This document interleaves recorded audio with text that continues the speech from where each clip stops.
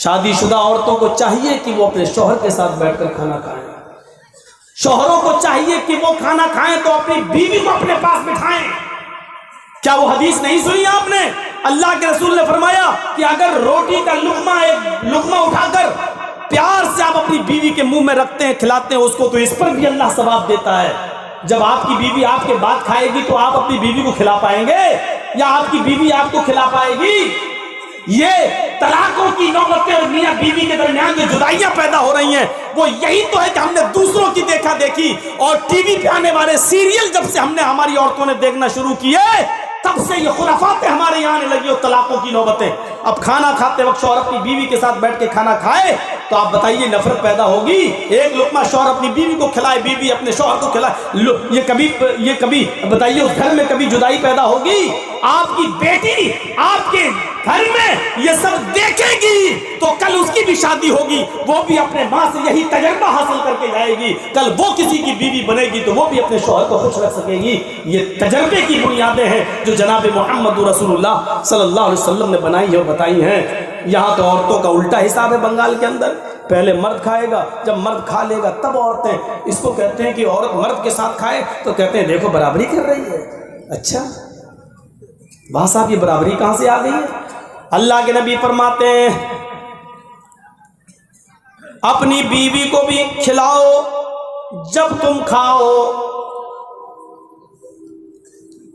کھاؤ، یعنی اس کو بھی، اور جو تم پہنو اس کو بھی پہناؤ۔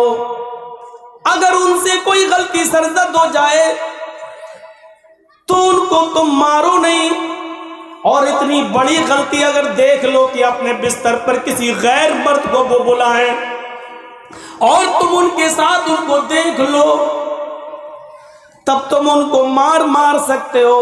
فَاضْرِبُوهُنَّ غَيْرَ مُبَرِّحٍ، ایسی مار نہیں کہ جو نشان ڈال دے، یعنی لاٹھی اور ڈنڈا اٹھا کر ٹھکائی نہیں ہونی چاہیے۔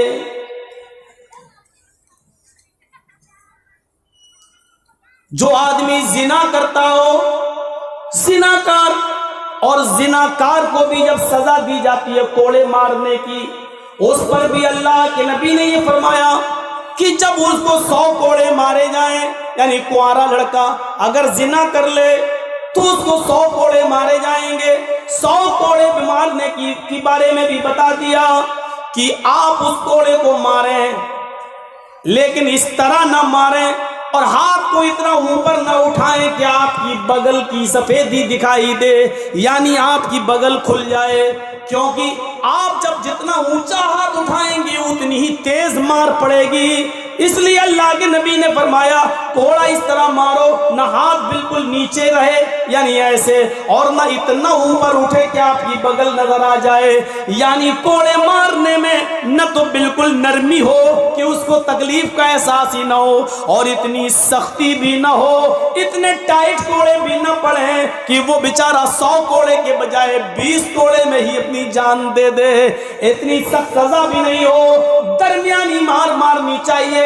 جب زناکار کی یہ سزا ہے تو آپ اپنی بیوی کو ایسی مار کیسے مار سکتے ہیں جو اس کے چہرے پر یا اس کی پیٹھ پر نشان پیدا کر دے؟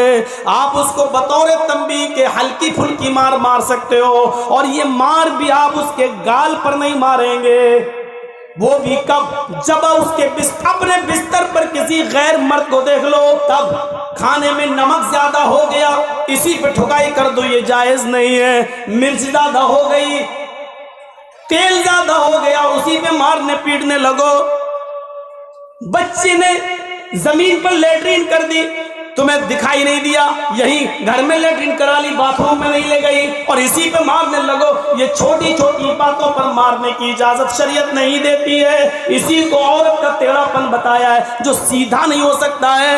اسی خطبہ حجۃ الوداع میں نبی اکرم نے فرمایا کہ لوگوں، اللہ ان عورتوں کو جو اللہ کی بندیاں ہیں تمہارے زیر نگرانی ہے، ان کو اتنا مت مارنا کہ ان کی پیٹھ پر داغ پڑ جائیں، نشان پڑ جائیں۔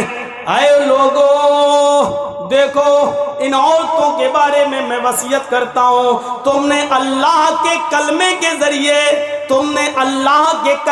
ذریعے ان کی شرمگاہوں کو اپنے اوپر حلال کیا ہے۔ اللہ کے کلمے کے ذریعے تم نے ان کی شرمگاہوں کو اپنے اوپر حلال کیا ہے، اس کا غلط استعمال نہیں ہونا چاہیے، اور ان کو خوش رکھیے، ان کو کسی چیز کی کمی محسوس مت ہونے دیجیے۔ میرے پیارے ساتھیوں، یہ حالات تھے۔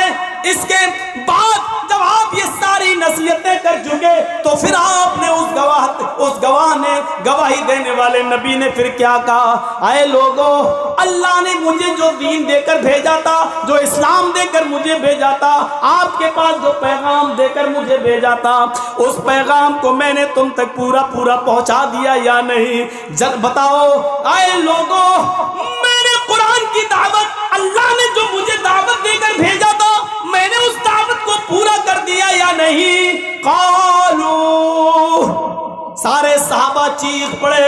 1,44,000 صحابہ کی زبان سے جملہ نکلا، قد بلغت رسالتہ وادیت، آپ نے پہنچا دیا اپنے اللہ کے پیغام کو، آپ نے حق ادا کر دیا، آپ نے کوئی چیز چھپائی نہیں، آپ نے اللہ کی اس دعوت کو ہم تک پورا پہنچا دیا۔ ادیتا ونصحتا وبلغتا، آپ نے حق ادا کر دیا، آپ نے اپنی نصیحت پوری کر دی، آپ نے اللہ کے پیغام کو پورا پہنچا دیا۔ جب یہ بات لوگوں نے کہی، یعنی لوگوں نے بھی گواہی دی، اللہ کے رسول نے گواہی لی، بتاؤ میں نے پہنچا دیا؟ لوگوں نے کہا ہاں پہنچا دیا۔ اب لوگ بھی گواہ بن گئے، نبی کی گواہی پر لوگ بھی گواہ بن گئے۔ تب اللہ کے رسول نے کیا کہا؟